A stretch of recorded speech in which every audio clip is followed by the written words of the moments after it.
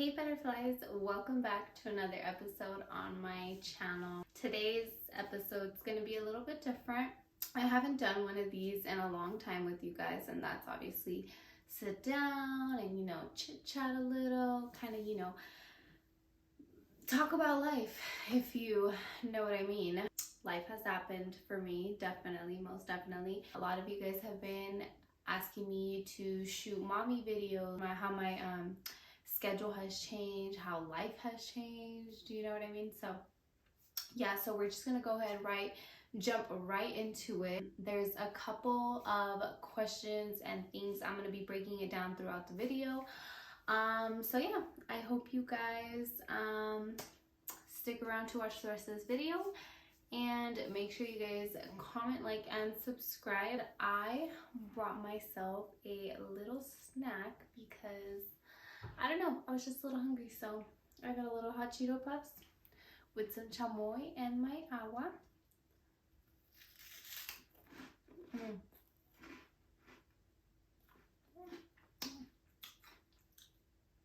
No matter how much of a diet I am, I won't ever say no to hot Cheetos.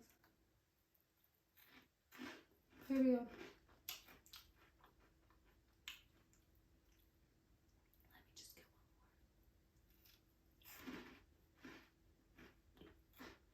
One moment, please.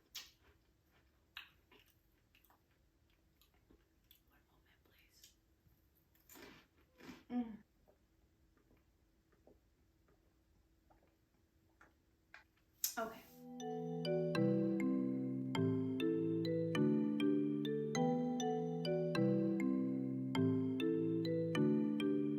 Girl, what I feel for you is crazy. You so full of culture and you spicy like some Cajun. Chilling in the crib, we can have some music playing, dancing on me slow, grinding, does it whining like Jamaicans.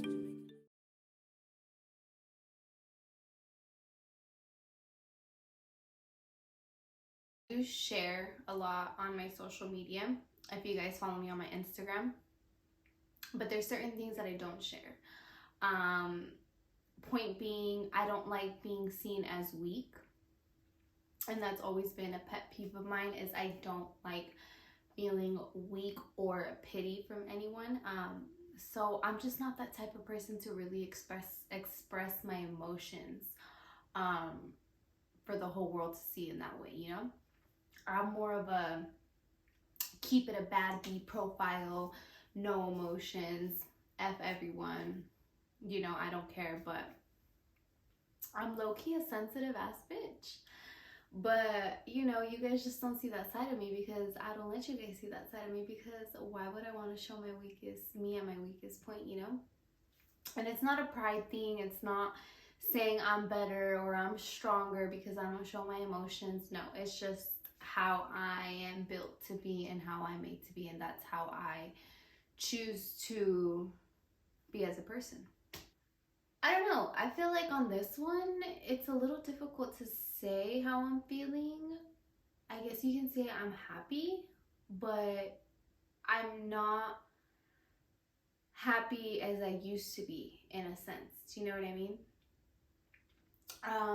And this is okay to say, and I'm just saying this, if it triggers any of you moms, before you guys start judging me, I love my son 110% out of this world. Like, there's no explanation how much I love him.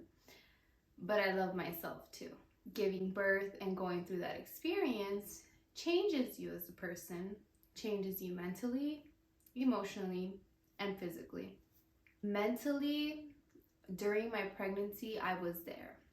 I was, making these plans with Christian. We were going to be these great parents. I was going to be this fantastic mom who was going to have it all together, wake up in the morning and just, birds are chirping just like you see in the movies, you're making breakfast, your baby's being an angel, No, honey, absolutely not. Throw that shit out the window, because that is not how shit happens. When I tell you shit hit the fan and life got real, life got real. And it didn't even hit me as hard as I would say it would hit others, because I had help. Luckily, when I gave birth, I had my mother-in-law and here to help us out the first like 2 weeks with him, you know, showering him, you know, doing feedings at night or waking up at night, like doing certain things that me and Christian were not used to. Also, you know, my mom helped me a lot into like incorporating Drake into my schedule now. You know, she kind of like let it know like, hey, you have a life still, but now you have a kid, so you need to learn how to incorporate that kid into your life. Just because you have a kid now doesn't mean you need to stop whatever you're doing, and most importantly, it doesn't mean I need to stop being a wife. I think that's a big thing that kind of hit me, is that I was scared that I wasn't going to be the wife that I wanted to be for Christian, because now I had someone who needed my attention 24/8, you know? It was a big life change and a big mental game. When I tell you I cried for every little thing, I cried. And I'm not a crier. Like I said, I don't show emotions. I hate crying. I think the only person who really is like ever seen me cry so much is Christian. That's probably the person that's seen me cry the most in my life. And yeah, I mean, I would literally cry because I would just get frustrated, and it would be moments where I would not know what to do. You know, like you have this kid and it's crying, and it's like doing all these weird things, especially as a newborn. You know, newborns, they don't tell you this, but newborns make noises, they make sounds, they make grunts, they make like weird shit happens to them, you know? And obviously, being a fucking first time mom, you're not used to all these things happening to a baby. You're like, what the heck? Something's wrong with my child. So here I am calling everyone, you know, almost every day, or like calling the doctor, like, hey, something's wrong with my kid. Something's wrong with my kid. He doesn't stop crying. He doesn't stop crying. Like, I don't know what to do. I don't know what to do. You know, you just have your days where you just have those bad days. Like, I can't tell you the amount of times where I like would literally just go to bed so drained and so mentally exhausted.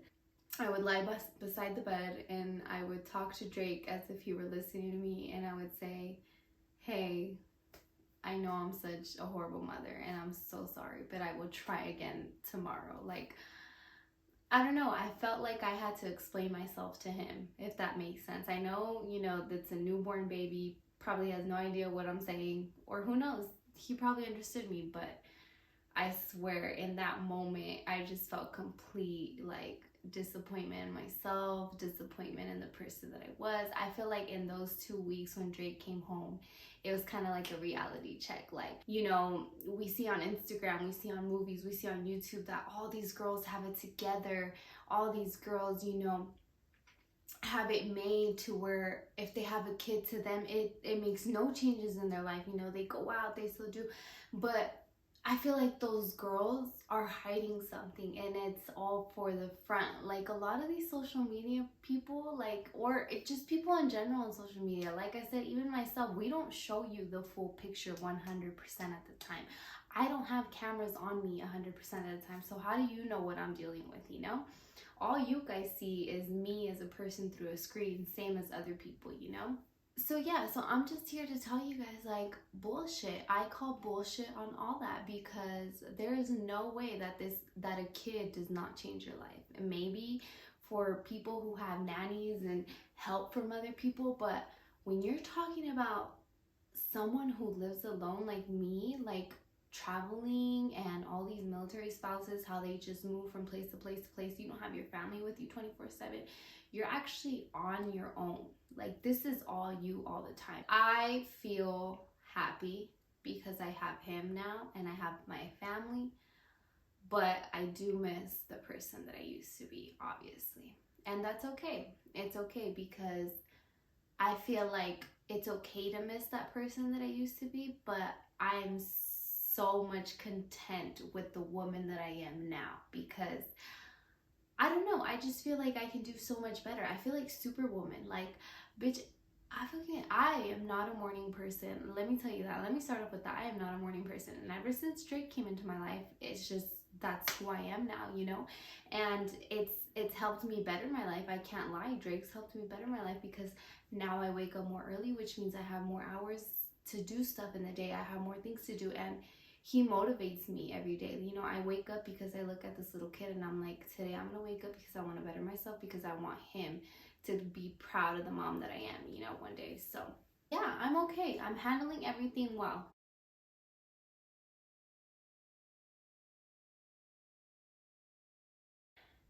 Daily life, I think for me and Christian, it kind of hit hard because when we got married, obviously we were partying and, you know, living in Germany, doing our own things, spending money on bullshit, you know, drinking every weekend, hanging out with friends. And man, did that, like, I think that really, like, I think when I got pregnant, it kind of like set in right away. It was just like, we can't do this anymore. Like, people will say, oh, like, it's just 9 months, you'll be back to yourself in no time. No, I can't drink on a Wednesday night because I have a kid who's relying on me to wake up and feed him. And if I'm too drunk to even wake up, how is he supposed to rely on me like that? You know what I'm saying? Like, it's just certain things like that you can't do anymore. Or like, for a weekend out, like, you have to plan for that weekend. Even an outing to a store, you have to plan. Like, you can't just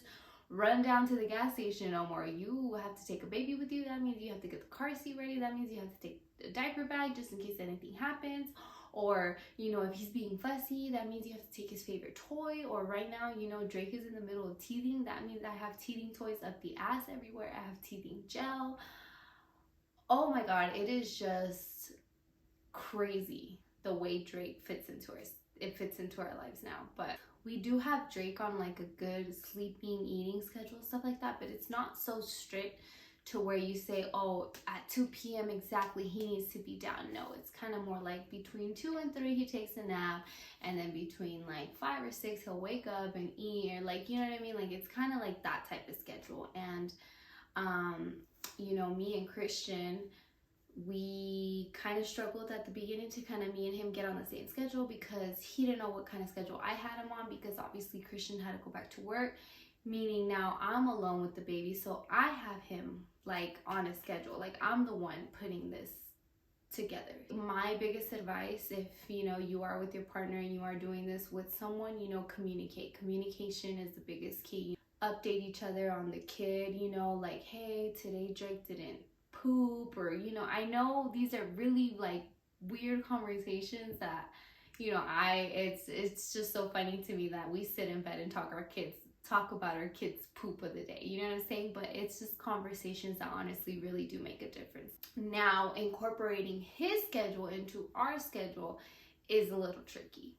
Sometimes Drake has bad days to where our schedule is out the window and you need your 110% focus on him. Sometimes we have days where he's the greatest little baby on earth and we get everything that we need to get done in one day. It depends. I can't say, oh, you know, he's such a great baby and, you know, we are on a schedule 24/7. Like, no, like, I can't really put my kid on a schedule. It's not a military school. He's a baby, you know? Like, if he needs me, then I need to be there, you know? Obviously, there's days where he's just having a bad day, just like as we do, you know? Adults, just because they're babies, doesn't mean that they don't feel emotions. Doesn't mean they don't get bored. It doesn't mean they don't get annoyed, or you know, they're just cranky or something, you know what I'm saying? So it's just like an everyday game, like going back and forth. Like, are we gonna have a good day, or are we gonna have a bad day? Like, what is it gonna be today, Drake? So I guess that's the fun of being a mother, you know? It's like playing this fun game of what kind of day we're gonna have today.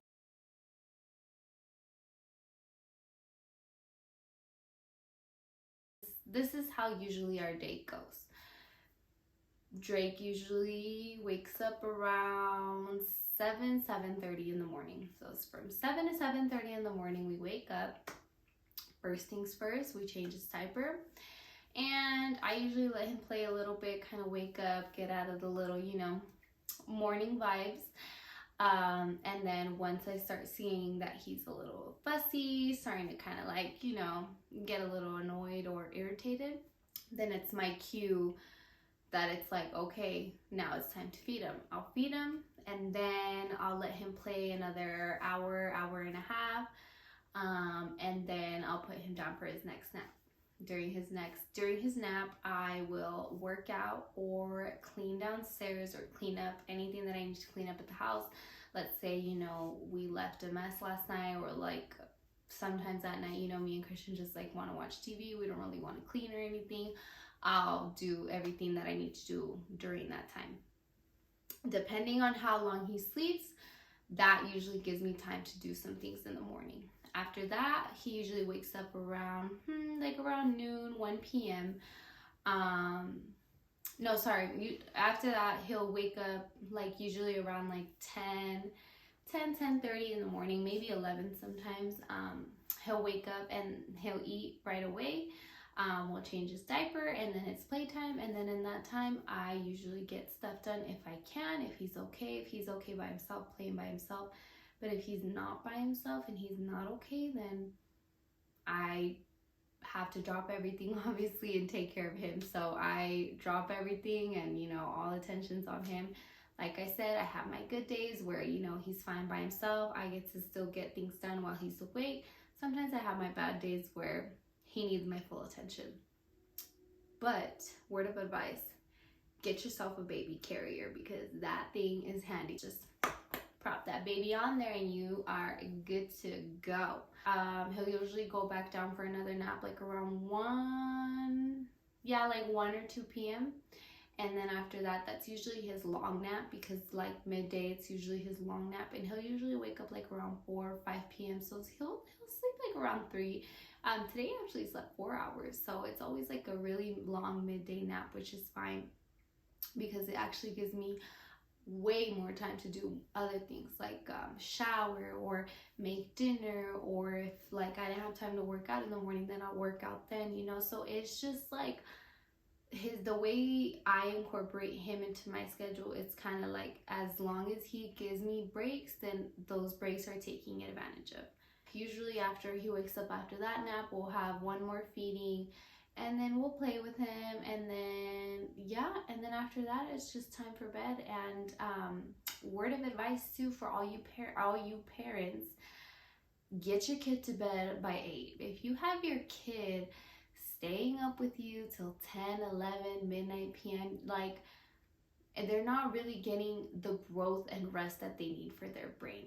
They say that kids grow in their sleep, so the more they sleep, the more they grow. And that's just me, at the end of the day, you're the parents, you guys do your parenting skills, but that's my word of advice. It helps in your relationship. It helps to take some strain away. Like I said, at the end of the day, you should always have that time with your partner to catch up on each other.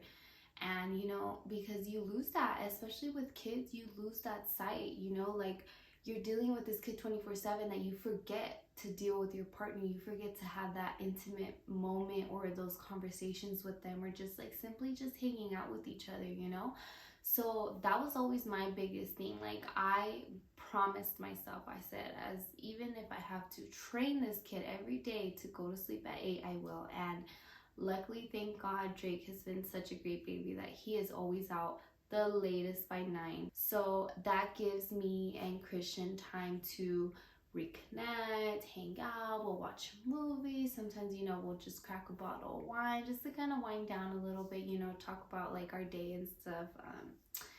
And yeah, so that's pretty much like our schedule every day.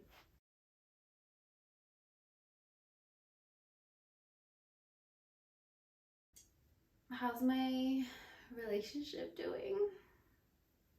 Well, okay, so where was I again? Oh, right, my relationship. Listen, every relationship has its problems, all right? With a kid involved, would I say our problems got bigger? Not exactly. Would I say they got more noticeable? Yes. There's a lot of things you don't notice about your partner when you don't have kids. I mean, there's a lot of things, guys. No one's perfect, you know. But I feel like in a relationship, you choose who you want to have kids with and who you want to spend the rest of your life with.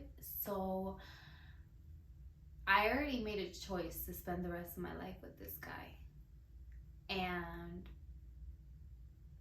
the first time I seen him be a dad, I knew that's the guy I want to be the dad of my kids, like forever and ever, no matter what. So I feel like with that in mind, your problems in your relationship aren't as bad as they seem.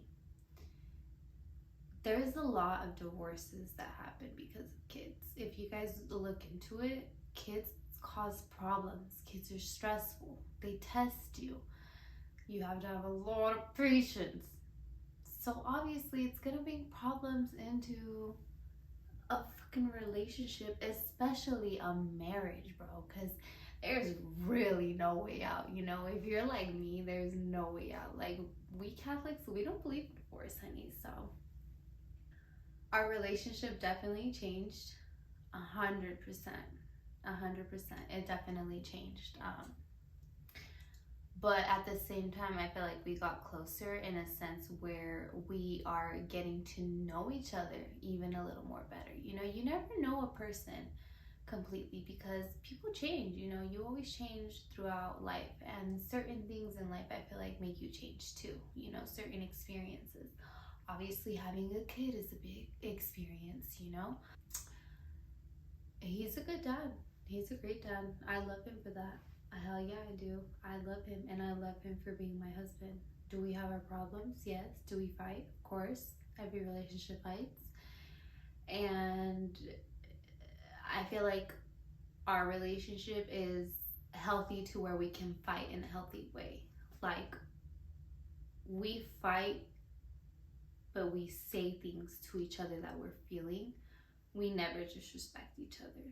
When you start bringing cuss words and all that negative energy into fighting, that's when I call it quits, because I don't do that type of disrespect. And I feel like you have to show your partner you don't deal with that type of disrespect, because if not, it's just going to continue and they're going to think it's okay. And now you having kids, they're going to think it's okay. It's like, well, dad talks to you this way. Why can't I talk to you this way? Do you know what I mean? So that plays a part in your relationship too now. Because if you think about it, now you can't just be you and how, like, let's say, and now me and Christian can't just be me and Christian. Now it's me and Christian and someone's watching us, you know? So that means we can't talk about certain things, or I can't show certain emotions at some points, because I'm pretty sure I don't want to traumatize my child because he's seeing that, you know, mom and dad are fighting all the time, you know? And I'm crazy. I am so crazy. Ask him. I know I'm a lot to deal with. I get it. I argue, I don't shut up, and I say what I feel. When you piss me off, I'm very nice. I'm a very nice person. But when you get to the last straw to where you piss me off, that's it, game over. And I shut down. I shut down really, really bad. And that's my problem, is that I shut down to where I don't want to speak. I don't want to speak, because if I speak, I'm going to yell. And if I yell, I'm going to say some bad things that I'm going to regret later. And that's something I need to work on. But obviously, you know, Chris has his faults too. I'm not going to sit here and say his faults, because it's not my word to say. He knows what he does wrong, and he knows what he has to work on, as do I. A relationship is two people. Two people. It takes two to make it work. Obviously, if it ain't working, that means it's either one person or the other that ain't trying to make it work. My relationship is my relationship, and I'm happy with it. I love him, and I love my baby, and I love our family. And like I said, do we have our problems? Yes, but that ain't gonna change me from stop loving him. Plus, y'all wanna know a secret? The tea is good, my girl. That's why a bitch got pregnant. Just saying. Next question.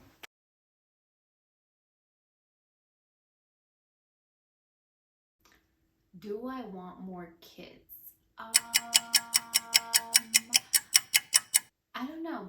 I do because obviously I want to have a family to carry on because I've always loved I've had a big family, so I love being in a big family. And Christian has a big family, and I just think it's so cool when you have a big family because you have so many people to connect with, you know? At the same time, I don't because I think about financials. Obviously, like if I were to even have a kid, it probably wouldn't be for years because me and Christian are just not at the financial goal that we want to be at in life. And another no would be because a bitch, I'm traumatized. What you mean? Childbirth is not to be played with. Anyone who does not take childbirth seriously need to go get checked out because that is traumatizing. And I'm not sitting here and judging people who have a C-section, but shit, I think I probably would have had a C-section because, bitch, I literally saw my whole punani just, oh my God. I just, thinking about it right now, I'm just like, I really did that. I really did that. It's not even the childbirth, it's the aftercare. That part, my girl.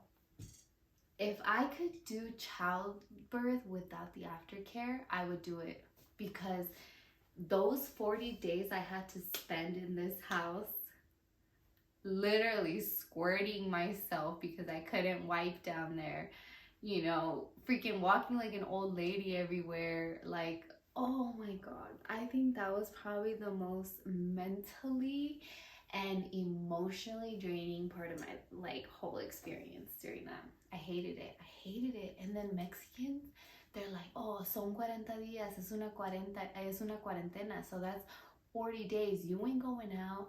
You ain't eating certain foods. Like, oh man, it was just a lot. It was a lot.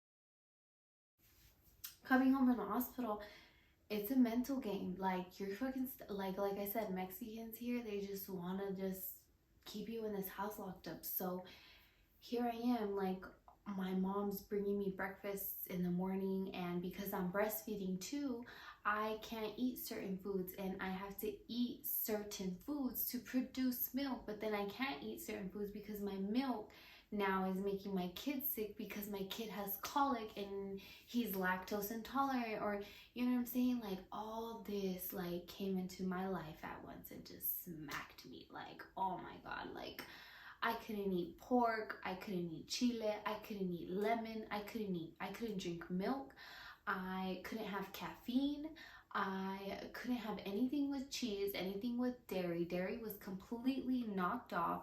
Alcohol I could have occasionally, but I had to like, you know, make sure I pumped and dumped before, or even then just like waited to like, you know, I wasn't like in like alcohol in me or whatever. So it was just really like it was the worst experience of my life, those 40 days. I don't even like, Drake wasn't even the problem. It was just the 40 days of being locked up in a house, following these rules, having to live this life now. Like, are you kidding me? I can't have a piece of freaking cheese now? Like, because what? Because then Drake's gonna be crying all night because his stomach hurts? Like, what? Like, this is BS. Like, oh, and chili and lemon, girl, that was my life. What do you mean? I ate that every single day. And now I can't feed it because my kid's gonna kill me, you know? And I think, like I said, it wasn't even the childbirth and it wasn't even Drake. It was being stuck in the house for those 40 days and being completely locked up. Like, I wasn't allowed outside, you guys, because I don't know if it's like your family or whatever, but my family, like Mexicans, like the first thing they tell you is, si sales afuera, tápate porque se te seca la leche. Meaning I had to cover myself. Like it was like 95 degrees outside because it was October, but it was like still like, you know, like in California when it's like hot in the afternoon and then like super cold in the night. Well, that's how it was. So here I am going at like mid-morning, mid-evening. Sometimes I would go to the store because I needed something or I had to go to the doctor's appointment, and my mom's over here like covering me and putting like layers of clothing on, and like I'm just like fat and jiggly, and I can't sit on my ass because my ass feels like it's like burning and on fire. Like, oh my god, like all that just like traumatized me for life, and that's why I don't want to have kids now. That's one of the reasons I don't want kids, because that was the worst part. Like, dude, I could have done it without that. Like, are you kidding me? The size of the pads I was wearing, girl, it looked like I had a toalla wrapped up in my, like, between my legs, you know? I was over here walking like I'm on a saddle of a horse, you know? So it was bad. It was so bad. And then I would just look at myself in the mirror and just be like, girl, like, why would I get ready for what? I wasn't going anywhere, so I just like stayed home and didn't do my makeup. I spent my birthday on the couch, like in pain, and again, I couldn't eat anything. On my birthday because it was gonna make my child sick.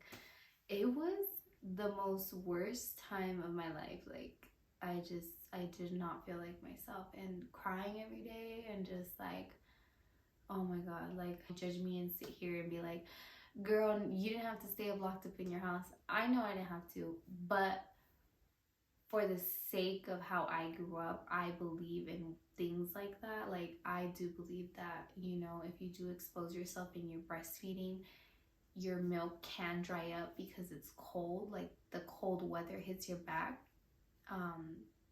So it's just like certain things like that that I do believe. And then also, moving around too much, things like that wouldn't allow me to completely heal down there. You know, a lot of people are so quick to jump up and like, all right, let's go out, let's wear heels and stuff like that. But, you know, internally, you're not fully healed. Like, I want to say I wasn't fully healed until like 8 weeks. It wasn't just like 4 or 6 weeks. It was 8 weeks. Like, I did not, number one, did not have sex. Number two, barely could work out at like week 6. Once I got cleared, I couldn't work out still. I felt so wobbly. My bones hurt. My knees were shot. Like, my vagina was peeing itself every 10 minutes because I would like move and it would just like come out, you know, because obviously my bladder is weak. And, you know, I had to do a lot of Kegel exercises. I still do. And make sure you guys do your Kegel exercises, lady, because let me tell you, that, it's just that she don't look the same down there. So, yeah, like, all that, just, like, imagine you just, everything, mentally, emotionally, physically, just changed. And, yeah, and, like, you guys know me. I love getting ready. I love doing my makeup. I love styling. I love like working on like fashion things and stuff. And for me to not do that, I just didn't feel like myself. And yeah, I'm not gonna lie, I got depressed. I got really fucking depressed. And no one knew because, like I said, I don't show my emotions. Maybe you guys knew because I wasn't on Instagram so much or social media, but I was out. I was completely mentally out. And ask Christian how many times I would just cry in his arms. Like, I would cry myself to sleep some nights, and I would cry myself to sleep in his arms, and he would just sit there and hold me as I cried myself to sleep. Like, it was so bad. Another advice: if you are not a mother, or even if you are a mother or were a mother, if you're a grandmother now, don't pressure advice on new moms. Give advice in a way where you are having a conversation and they can understand that. Maybe try this, you know. Don't pressure them like, you need to do this, you need to do that. Don't do that, because then you make us feel like we're feeling and we're not doing something. I think that's the only complaint I had about my mom here. I love my mom to death and I would do anything, and I am so grateful I had her here to help me. But sometimes she would get to the point where she thought she knew better, you know, and it would sometimes, like when Drake was crying, she would tell me, it's this, it's this, it's this, and I would believe it. But then at the end, it wasn't that, and then she'd end up being wrong, and then we just had a baby cry for an hour because you thought what was wrong with him isn't really wrong, and what I thought was wrong with him is actually what's really wrong with him. You know what I mean? Like, if you're gonna give advice or you're gonna tell someone how to do something, or like take care of their baby, do it in a way where they can understand it, and it's not gonna tell them as an offense, like, you don't know what you're doing, I know better type of way, you know? So yeah, like, I think that was probably the hardest part, was coming home from the hospital. It was those 40 days.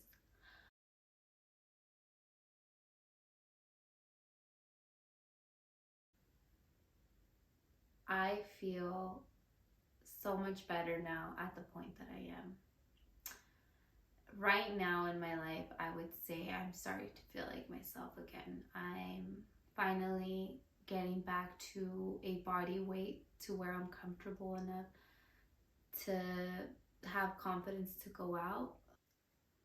I don't think anyone's prepared to see how fucked up your body gets after having a kid. And to all those ladies out there on Instagram who are showing off, acting as if one bounced back, but really you guys just had surgery, don't flaunt your shit like you own your body, because that's not your body. You bought that body.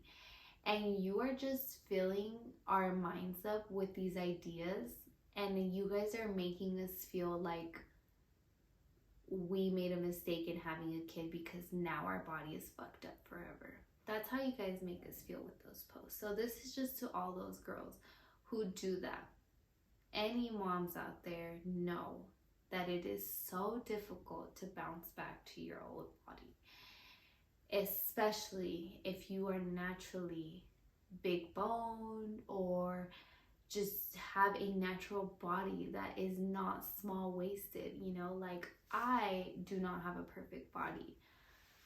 And don't get me wrong, don't come at me for my Instagram, because honey, I know my angles. It's not about having a perfect body, it is about angles, honey, and I am sitting here and admitting it, okay? You guys don't see me naked. I see myself naked every single day. And to see someone like, and to see my body like that every day, it freaking messes with your head, man. Like, especially because I was so used to a body that I already had, and now I'm looking at myself and it's like, RIP me. Like, what? Like, who is that? Who is she? Like, that is not me, dude. Like, it sucked. It really, like, emotionally sucked, because it brought me back to a really dark place, and I don't want to go there, but it brought me back to a place to where I just was never comfortable with myself, especially in high school. Oh my god, guys, like, I was so big in high school. I was like 150, which that's what I weigh actually right now. But this time I actually look better because it's kind of like in better places now.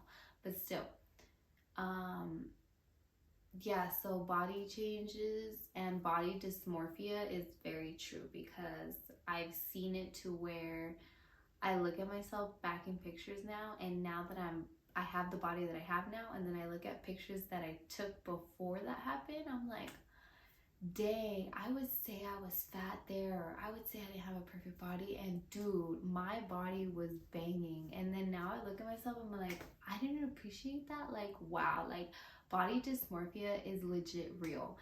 And so yeah, so I guess, like, seeing my body in that way, it kind of brought me back to high school, and it just kind of like sucked. I was just like, I'm not liking this. I don't feel comfortable. I couldn't fit into any of my clothes, any of my jeans. None of my shirts were fitting. None of my bras were fitting, because all my freaking boobs were freaking huge and leaking because of so much breast milk that I had.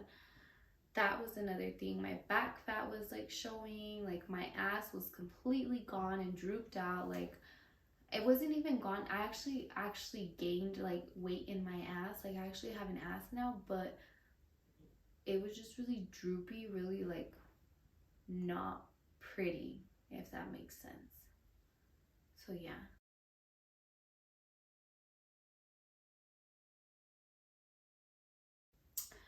Any advice I would have for you moms?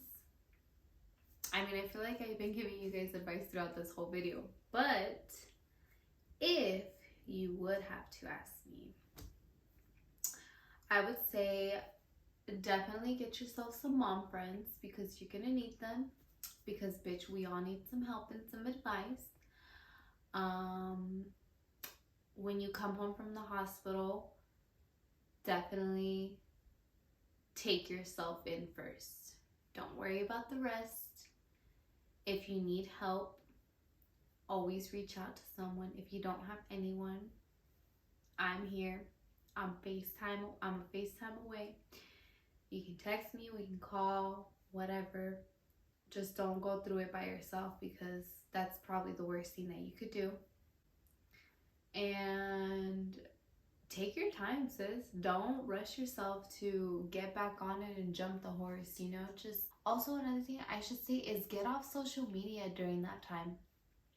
I feel like when you come home from the hospital, you should probably get off social media for a little bit because you see so many other people living their lives and doing other things that you're just not ready to see that yet, because it's kind of frustrating to see all your friends go out and live life and you're stuck at home with a crying baby every day. So as shitty as that sounds, get off, you know, because it sucks seeing that shit, because it just like makes you feel like even shittier about yourself. Like, great, you're having the time of my life and here I am, titty out, you know, I'm a fucking producing cow sitting at home crying all day, you know what I mean?